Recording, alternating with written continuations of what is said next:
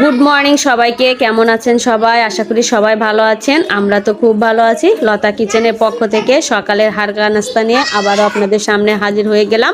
আজকে সকালে নাস্তার জন্য করে নিচ্ছি গরম গরম রুটি আর ডিম ভাজি। আর কিছু করব না। রুটিগুলো আমার প্রায় সবগুলো ভাজা হয়ে গেছে। এটাই ছিল একদম লাস্ট রুটি।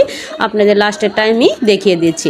রুটি যতটুকু পারি যাতে ভালো হয় সেভাবে চেষ্টাটা করি। তারপরেও দেখেন ভালো না হলে কিছু করার নেই। ব্যাস, রুটিগুলো আমি কিন্তু একদম সাদা করে ভাজি না, একটু পোড়া পোড়া করি। এতে করে রুটিগুলো খেতে আমার কাছে একটু বেশি ভালো লাগে।